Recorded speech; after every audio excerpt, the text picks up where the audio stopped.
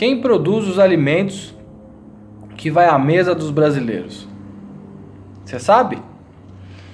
Após safra recorde em 2017, o agronegócio é consagrado campeão do PIB e da inflação baixa. É celebrado por muitos como garantia de comida na mesa. Só que não, meu amigo. Não, não, não, não.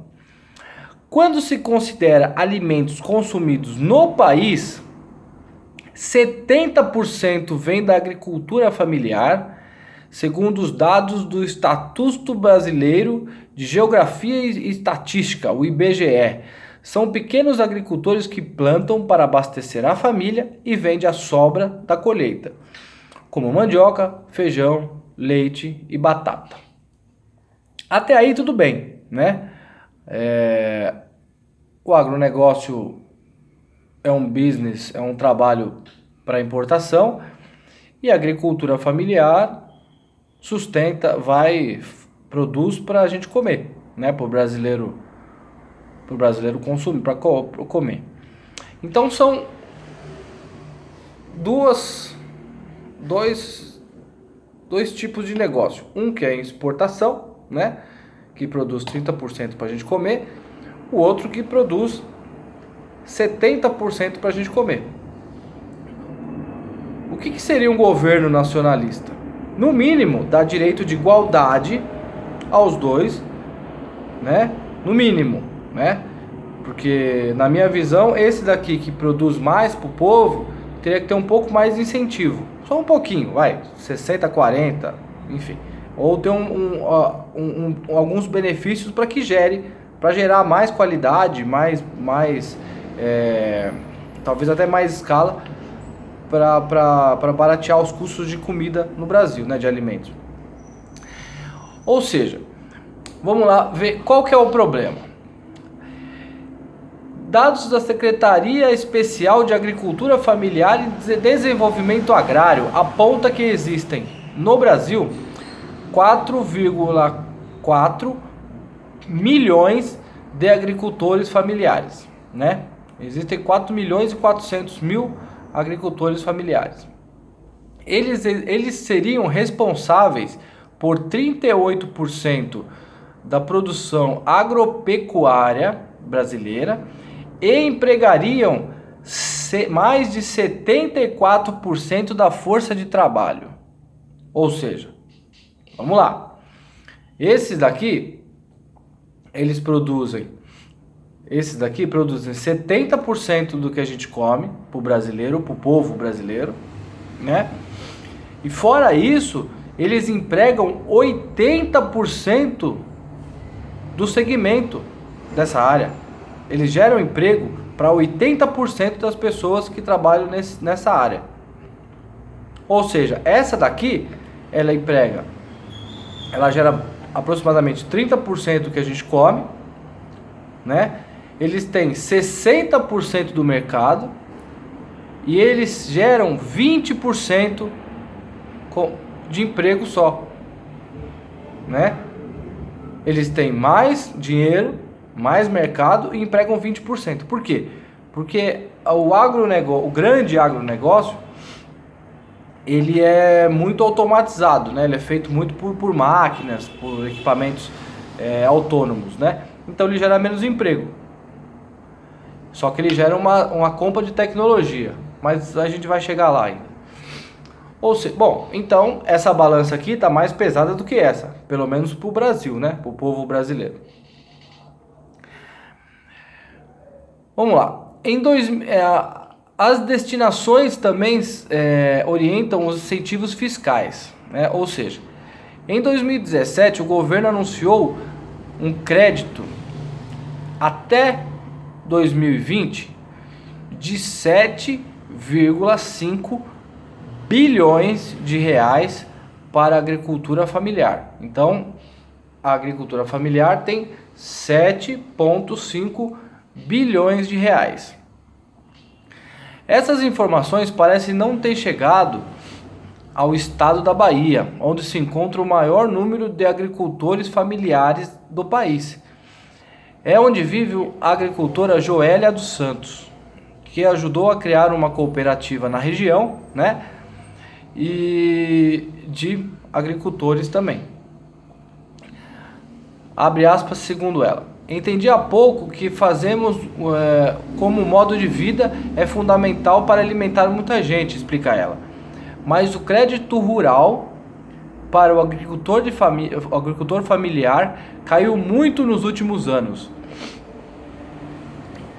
Há pelo menos 2 gerações, a família da Dona Joelle cultiva milho, feijão, mandioca, batata doce, inhame, hortaliças e frutas em sua pequena propriedade.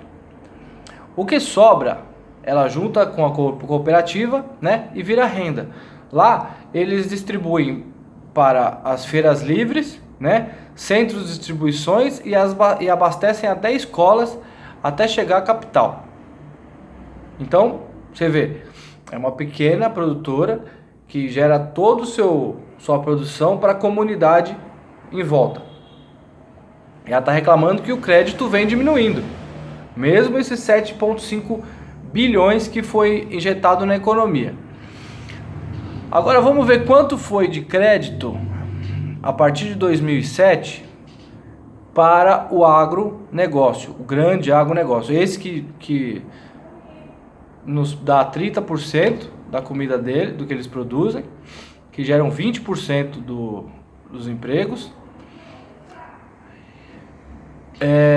O que daria para os médios e grandes produtores, esse daqui, foram liberados 190 bilhões no ano. Ou seja, mais de 25 vezes mais do que para a agricultura familiar. Onde está o Brasil aí? Quer dizer, esse daqui te dá 70% da comida. Esse daqui emprega 80% do mercado. Esse daqui tem 25% menos de investimento do que esse daqui, que tem só 30% do mercado, produz 60% mais e ganha 25 vezes mais de investimento. Agricultores familiares também lamentam a pouca representatividade em Brasília. Depois da extinção do Ministério do Desenvolvimento Agrário, em 2016, era voltado para a agricultura familiar. Uma secretaria especial ligada à Casa Civil foi criada. Ela está fora do alcance do Ministério da Agricultura, comandado por Blário Mag, que foi conhecido como o Rei da Soja, que ficou conhecido como Rei da Soja. Quer dizer, o Ministério da Desenvolvimento Agrário, o Brasil tem milhões de ministérios, né? O ministério que cuida, que deveria cuidar do alimento da população que vive no Brasil, foi extinto, né? Esse ministério foi relocado para a Casa Civil, né? Essa pasta foi mandada para a Casa Civil e está fora do alcance do Ministério da Agricultura, que é comandada por o Rei da Soja, por essa parte aqui, ó, que tem 25 vezes mais incentivo. Será que é coincidência? Não, né? É isso aí que acontece no Brasil. Quem produz, toma. E quem não produz, ganha. Pra gente não ficar falando mal do agronegócio, que não é a ideia aqui também, é só para mostrar, entendeu? O que é o Brasil. Isso aqui é uma constatação. Tá? O agronegócio é voltado para importação, tá? Então, até pouco tempo atrás, até a safra de 2017 só de soja foi de 115 milhões de toneladas colhidas. Dessas 115 milhões de toneladas colhidas, 78% foram vendidas para a China. Tá? E a safra em 2017 explodiu, né? Que comemorou o recorde de 240 milhões de toneladas. Quer dizer, o agronegócio no Brasil sustenta quase 1 trilhão de pessoas. Não, 1 milhão de pessoas no mundo, não no Brasil. Mas qual que é a parte boa do agronegócio? Eles exportam quase 90% do que eles produzem, se não exportar 100%. Então, a vantagem qual é? Tem a balança cambial, né? O Brasil consome muita coisa de fora, como trigo. Então, o brasileiro compra em real. O Brasil compra em real o trigo, em dólar o trigo. E para ter dólar, ele precisa comprar o dólar, ter dólar no país. Então, se ele não compra, ele precisa comprar, né? Então, quando uma vantagem do grande agronegócio é a exportação, que eles vendem em dólar também. Então, a balança cambial, eles equilibram a balança cambial, segurando um pouco a valorização do real, tá? Mas tem uma desvantagem, como todo negócio, que inclusive o ministro, né, da Agricultura comenta aqui na coisa. O governo federal, a produção agrícola comercial de larga escala é apontada como caminho para fora da crise. A retomada da economia está se dando pelo agronegócio. Ele está movimentando também a indústria de transportes, de caminhões, de pneus, porque roda, maquinário e de maquinário, diz Nery Geller, secretária de Política Agrícola do Ministério da Agricultura. Só que, meu querido ministro, né, meu querido secretário do ministro, o material agrícola, o maquinário agrícola não é nacional. Os insumos, a maioria deles também não é nacional, é importado. Então você compra em dólar. Então quando você compra em dólar, você desequilibra essa balança também.